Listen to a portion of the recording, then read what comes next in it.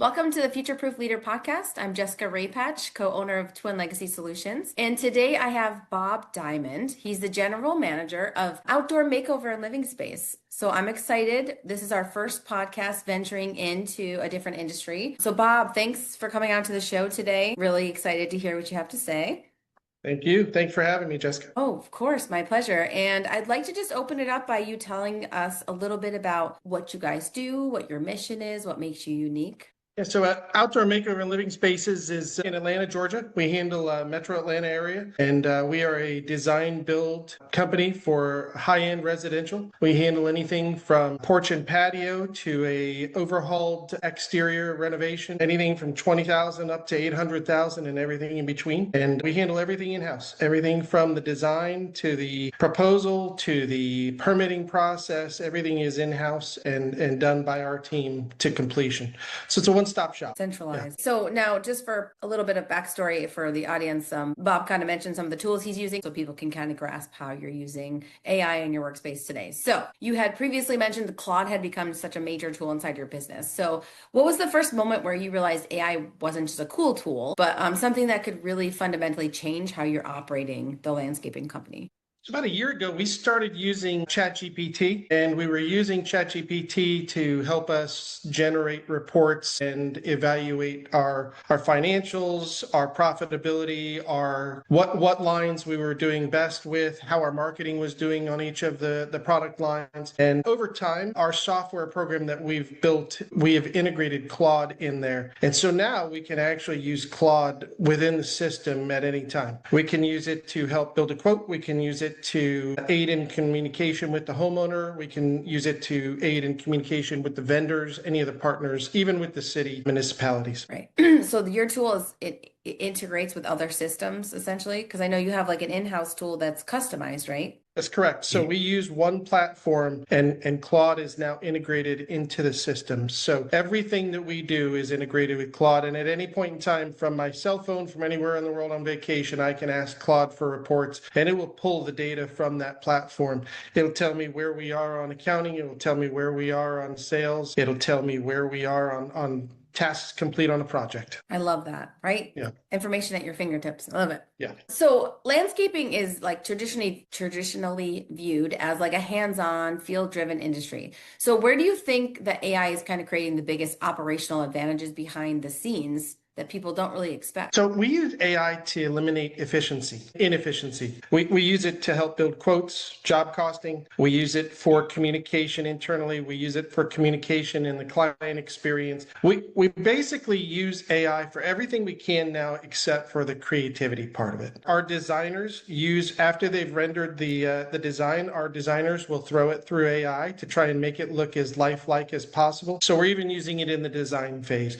The AI isn't necessarily going to build the design for us at this stage, but it can certainly take our design and make it look more lifelike. Right. And for your customers in Atlanta that are kind of listening, like you and I kind of talked a little bit about how I'm very privy now to take pictures of my house and all kinds of stuff and kind of send it into contractors and say, hey, I really love what AI did here. Is that very helpful to you in your business when customers now come to you, or is it kind of like a detriment? Does it give you a better idea of what they want? I think we're in the infancy, and I think it's the very beginning of this process. But, 5 years ago, we would have sent them to Pinterest to help come up with ideas and do the homework and tell us what they're looking for. Now they would use AI. AI is not necessarily going to know which plant materials are going to thrive in this person's yard, but at least they can get some context on the look that the customer is interested in, whether it's formal, whether it's, English garden, whatever that may look like. It tends to show them what they're looking for as far as style goes. So does it help? Absolutely, it helps. Awesome. Sometimes you get customers come to you and the husband will have a vision of what he wants the yard to look like. And the wife, you separately say, go find 5 to 10 pictures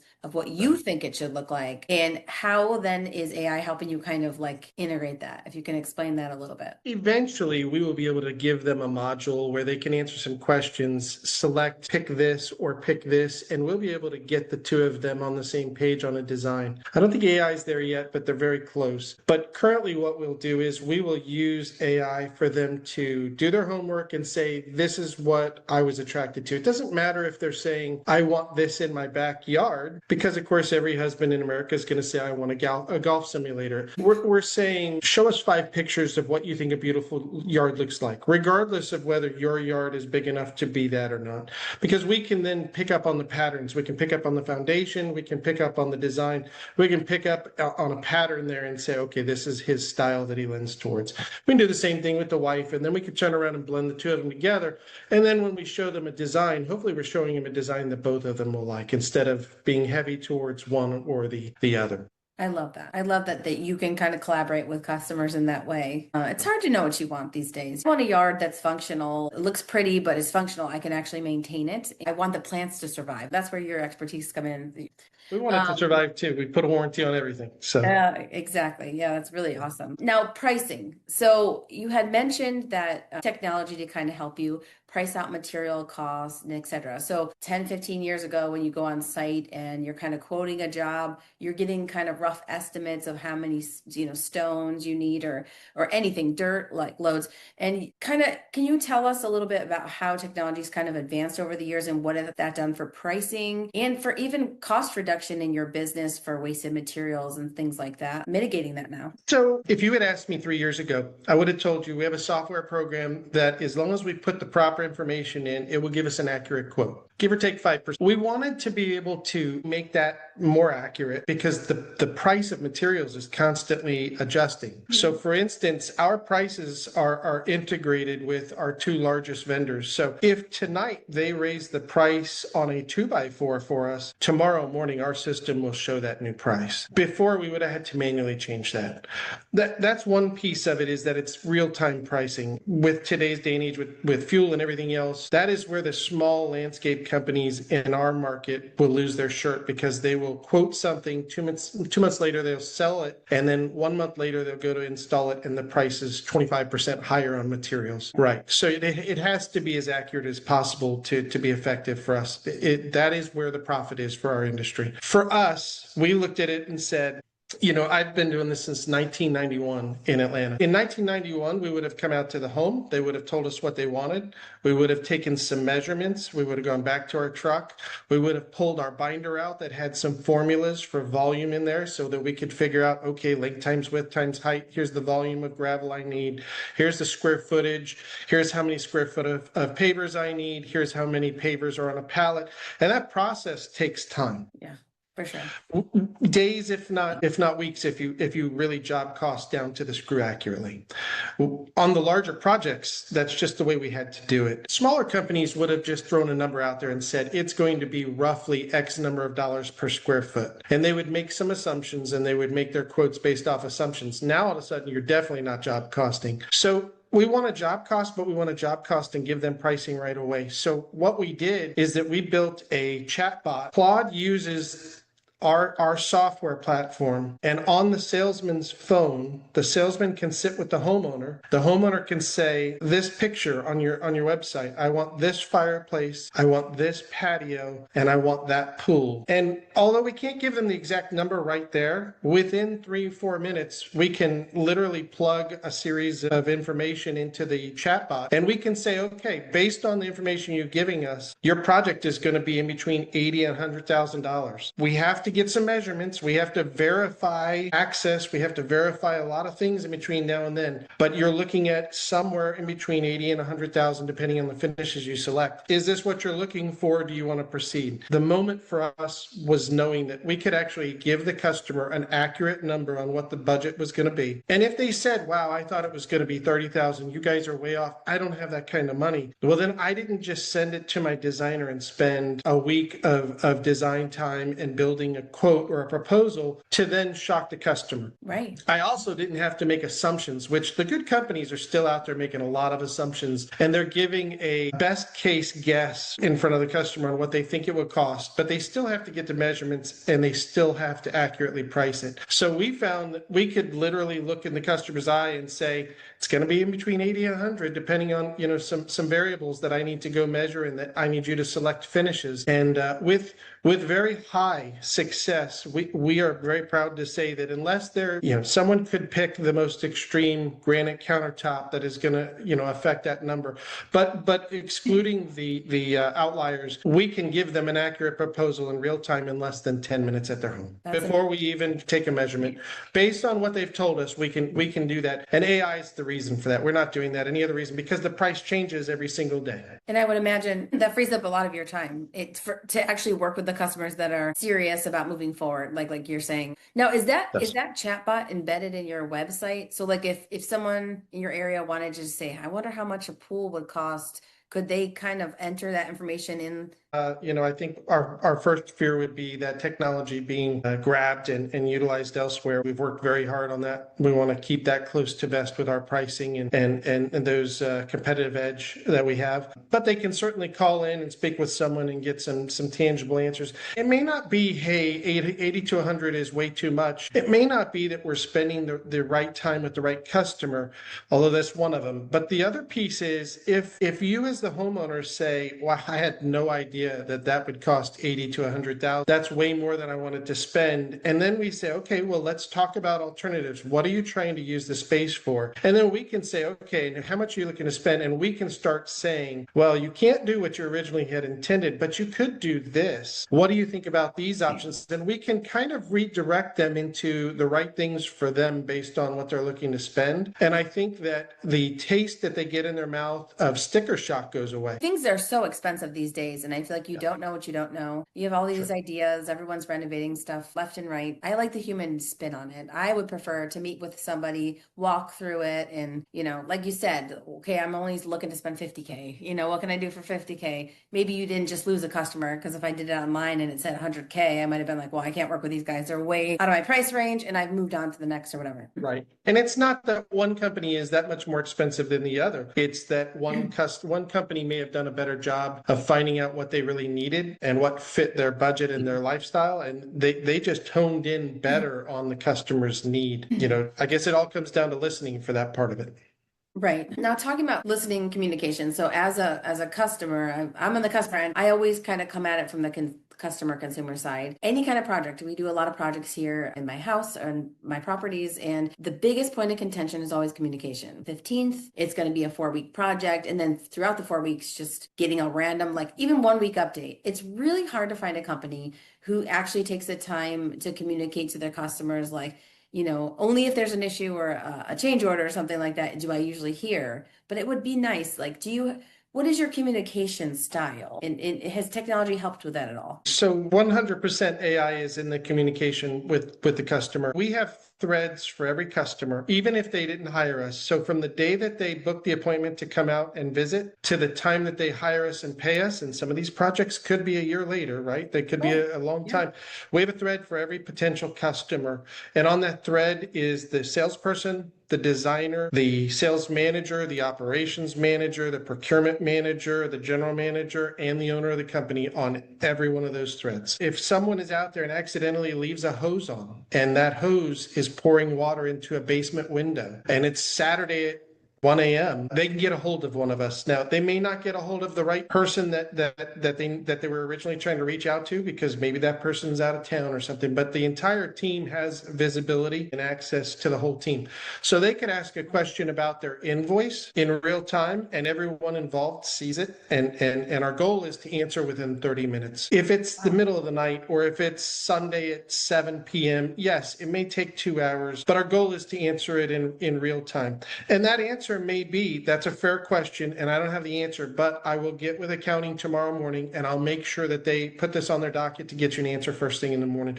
At least the customer knows that we've acknowledged them, we've heard them, and that someone is on it. So that is definitely the way that we communicate. We send, on a Monday through Friday basis, the crews that are on site actually send pictures and videos of the work that was completed for the day, 5 days a week. If they're out there on Saturday, they'll do the same. But every day that an employee is is at the house, they have to take a picture and or video of proving that they were at the house and showing the work that they did. So if I went out just to change a regulator out on an outdoor kitchen, I would still send a video. Hey, I was out today. It doesn't look like you're home. I knocked on the door. I switched the regulator out, and we show them that. And we do it for two reasons. The communication is not just for the benefit of the customer. Management knows when a customer asks for something, management knows it's been handled, and they can check it off the box, if you will. AI will remind me if someone doesn't answer a customer's question. Well, it's 2 o'clock in the afternoon. If a customer asks a question right now and the superintendent doesn't see it because he's in the middle of, I don't know, jackhammering something with the crew and he doesn't hear it, at 31 minutes, AI is going to automatically warn the manager that no one has responded. Wow. So AI sends us email warnings that something has been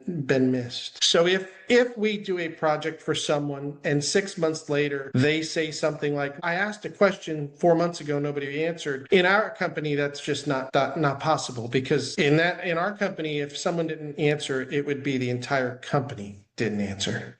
Wow. Yeah. That's So high level customer service. That's it is. And pretty then amazing. we also, the superintendents and admin, any communication they give with the customer, send a copy of it to our software. So if 2 years from now, after the project is complete, the customer calls in and they're having a concern or warranty issue, and they say, well, I talked to someone, but I don't remember, the detail or who it was. Yeah. We have it all in the system. It doesn't matter if a superintendent leaves us and isn't with us 3 years later. We still have the documentation of everything that occurred with each customer. And for a small project like we put down a small retaining wall and grass, that may not be a big deal. But for the larger projects, where did we put the gas line because they're looking to add something to the home? They need to know those details. So that's how AI is we're using that to communicate with the customer. That's pretty amazing.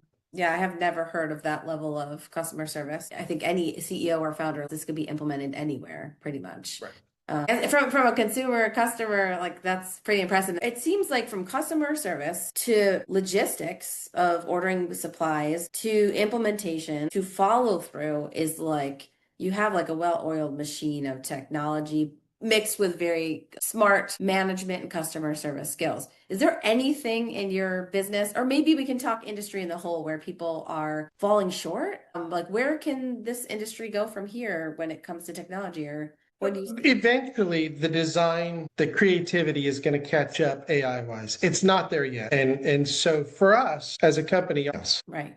Well, that's smart, right? And in That's the goal. construction, you can get caught up in the ordering of materials. You can get caught up in returning the materials. You can get caught up in labor. You can get caught up in so many different avenues that you never really get the time to work on the customer relationship or the creativity. Oh, for sure. So that's the goal, is to hit the easy button and have automations in place to set everybody up for success. Send them the reminder. If the proposal hasn't been sent and it's due, they're getting a reminder from us. Hey, today that proposal is due. Have you scheduled the presentation? We're not trying to micromanage them, and we're not using it as a micromanagement tool. We're using it so that they don't have to remember as many things. They can focus on the right things. Now let's switch it to the mindset of the boots on the deck. How are they responding to? They probably enjoy it. I would say they enjoy having the organization. Like anybody in life, predictability drives kind of optimization, right? Is the morale changed? Like, I'll say 2 years ago, I'll say 18 months ago, you would have needed a scrum manager to manage your schedules, to keep, we run 18 crews simultaneously. So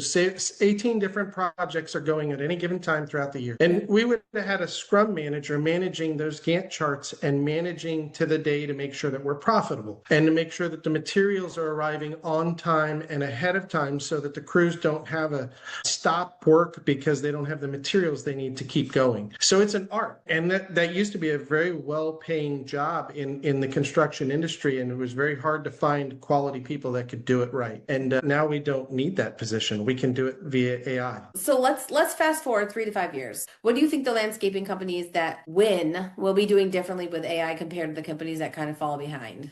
3 to 5 years from now? I think 3 to 5 years from now, if the landscapers aren't implementing lean, and Six Sigma systems, I think that they're going to be a dinosaur, and they're just not going to be able to make a profitable living, because there are so many ways for us to streamline the process, still make our profit margins, and lower our price, that if they don't reinvent themselves with lean principles, Six Sigma principles, AI generated support, they're not going to be able to keep up, and they're going to be doing one project at a time, and that's going to drop someone's capabilities down to less than $1 million a year in gross sales. That's just, and who in the world in today's day and age wants to limit themselves to that? So I think that the small companies are the ones that are going to have to adapt. Small, big, medium, they have to adapt now. Yeah. We're even starting to use AI in our marketing decisions. How does the industry of landscaping, home improvement in your arena, like how do you do lead generation essentially? You have to identify who your customer is, and then you have to strategically go after your customer. So we know who our customer is. We know where they live. We know what they do for work. We know how much they make. We know what their house is worth. We know exactly who our customer is.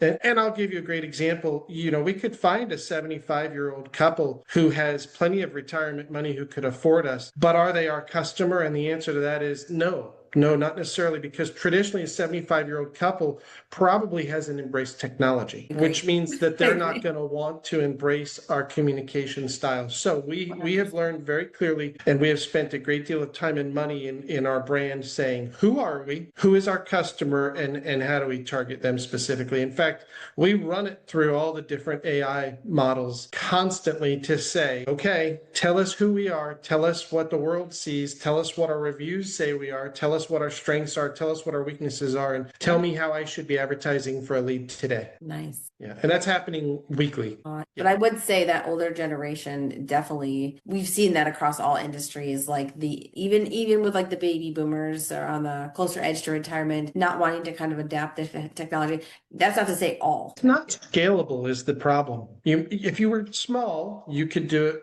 To some extent, you could do it without. But if we have 18 projects running and we have, let's say, 140 projects that are complete, but they're within the warranty period, so we still have to monitor them and make sure everything's okay at their project. And then we have customers that we've just seen, that we've just sent the proposal, that haven't said yes or no yet. And then we have customers that we're getting ready to go out and meet and do the design. You're talking over 100 customers. How does the accounting department, how does the customer service department, how does management really honestly give good customer service to each and every one of them at any given point in time? Without AI support, it's difficult. I would imagine people can get lost easily, quite easily.